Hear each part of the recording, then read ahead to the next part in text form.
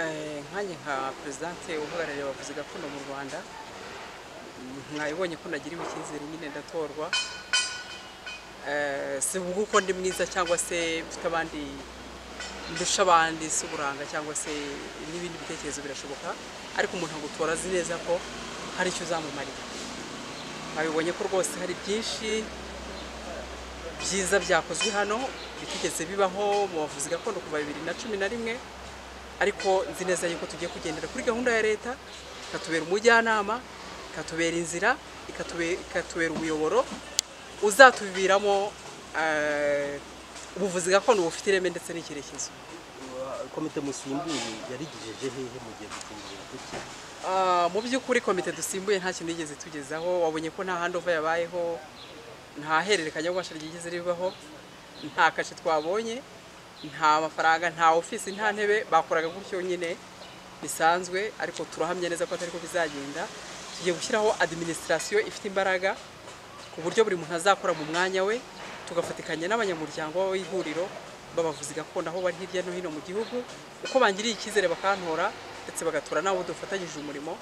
Tuzi neza ko bizahinduka kandi bizagenda neza, ariko komite nk'uko bivuga nta kintu yigeze ya mbere cy'igihe nta kintu yigeze tumarira. Mu by'ukuri nta ofisi, nta kibanza tugira. Niba ntacyo yabamariye bivuze ko twakoreye mu bihombo. Mwahombye iki wabwira abantu? Hari uburyo wenda ushobora gutanga ayo mafaranga ariko ukabwirwa icyo yamaze. Hari n'uburyo ushobora kugira icyo wakoze ariko ukagereka abanyamuryango uyoboye nabo mukorana. Mu by'ukuri ntabwo tuzi irengero ry'amafaranga afatika, ibitekerezo byabo ntabyo twigeze tubona. Twasaga nk'abantu baba ari mu ishyamba rya Nyungwe, reka bari kubyita, kuko niho njya numva ngo umuntu aragenda nta imodoka iguye hasi ntigaragara. Twasaga nk'abantu bari mu ishyamba rwose. Umuntu akibaza niba ari amafaranga mwatanze yahiriyemo n'intangahe. Umuvuzi gakondo yatangaga 12,000, turabavuzi gakondo 2,500 nk'uko gafaranga yakomeje kujya bitubwira. Uje amari mushyashya agatanga 30,000. Mu by'ukuri ntabwo tugeze tubimenye iyo byagiye, cyangwa se n'abaterankunga niba barabayeho nabo ntabwo tubizi, ariko twumva amahugurwa y'urujya n'uruza abayagiyemo ntitwigeze tubona ibyo bakuyemo. Burya umuntu yagiye guhugurwa ni byiza yuko agira ibyo azana yereka abandi banyamuryango basangiye umwuga icyo bibamariye.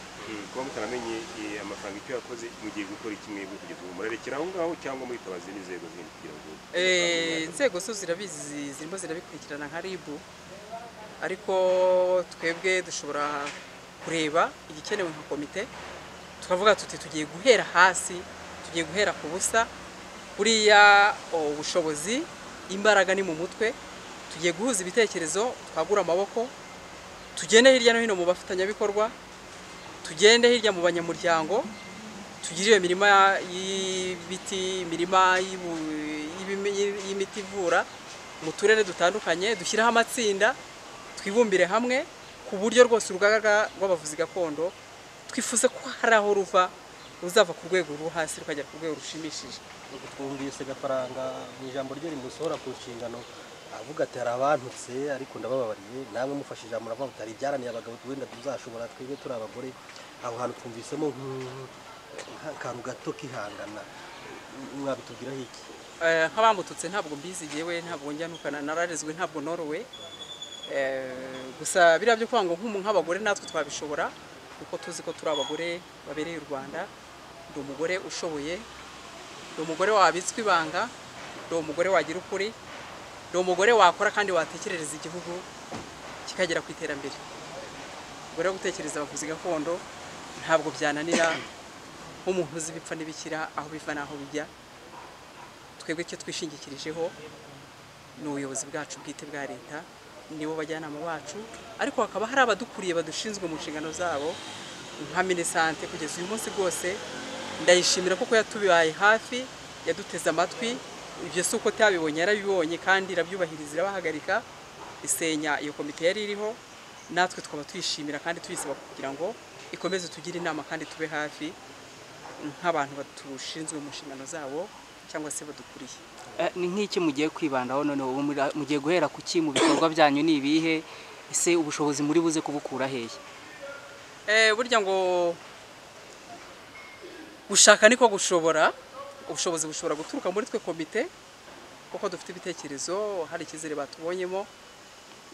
Tugiye kubanza kubarura abavuzi gakondo nyabo, tumenye ko bafite ibyangombwa ari abene gihugu, cyangwa se tumenye ko ahari n'abava hanze ariko bagaragaza ibyangombwa byemererwa kuba abavuzi gakondo mu Rwanda.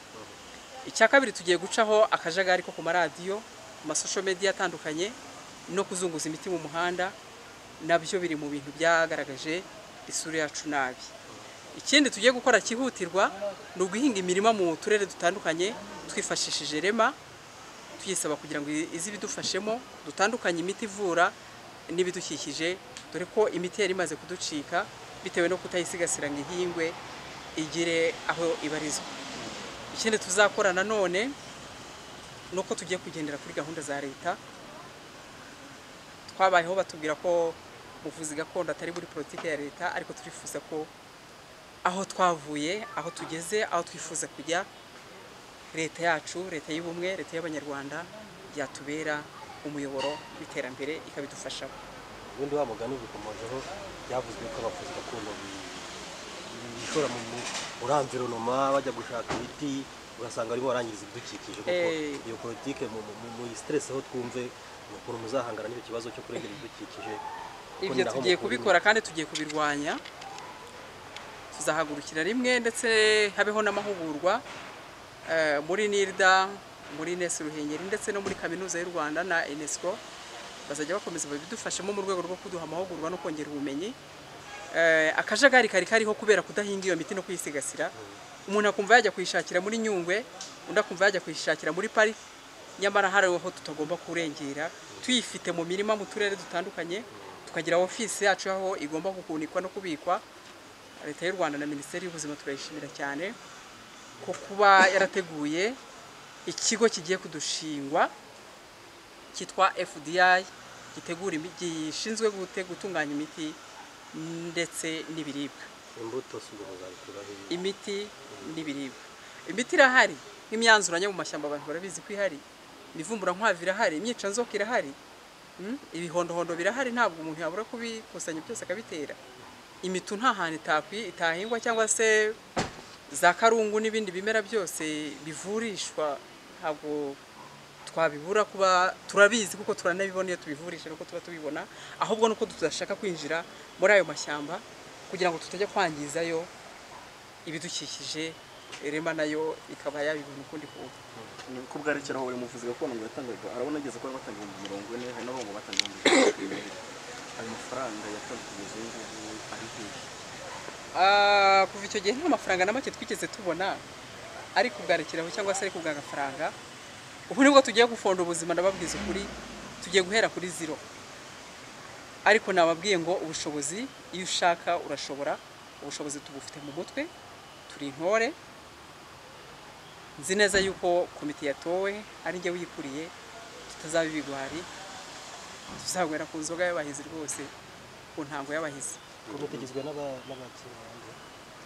Komite igizwe na perezida na visi perezida, igizwe n'umunyamabanga n'umubitsi, igizwe n'abajyanama 3 na genzuzi 3 ndetse na nkemurampaka 3, igizwe n'abantu 13. None nta mujyanye mufite yuko abavuzi gakondo bazabaterera icyizere bagendeye ku bwarekeraho abakozi batanze 40,000, amafaranga buza aho yagiye, kubwa gafaranga nabwo batanze ayandi 12,000 buri wese baba aho yagiye. Nta mujyanye mufite yuko abantu bazabatera icyizere ugasanga nta mukubiyumva mugasanga bagarusubira. Nta mpungenge zishobora kubaho, nibyo nababwiye ngo abagore turashoboye, kandi mwabonye ko muri komite harimo abagore harimo n'abagabo ingeri zombi. Administration tugiye kubaka izaba ifite, hari abashinzwe umutungo, hari abagaragaza icyo umutungo ugiye kuzamara, hari abagenzuzi bagomba kuwugenzura, nanjye perezida ugomba gukurikirana ibyo bikorwa. Ntabwo ngewe nsinziriye, visi perezida azasinzira, ntabwo umwanditsi yasinzira cyangwa se umunyamabanga asinzire, ntabwo ngenzuzi yasinzira cyangwa se umujyanama ngo asinzire. Tugiye gutizanya imbaraga, tugiye kwagura amaboko, tugiye kwagura ubuvuzi gakondo mu buryo bwose bufatika. Ntabwo nabamara impungenge mbabwira ko nk'umubyeyi, nk'umuvuzi gakondo w'inararibonye, nk'umuvuzi gakondo w'intore, nabamara impungenge mbabwira ko buri mezi atandatu tugomba kujya duhura nk'abavuzi gakondo twababwira ibyo tuzageraho, ibyo dutegura cyangwa se ibyagezweho mu rwego rwo kubisigasira kugira ngo utangirike.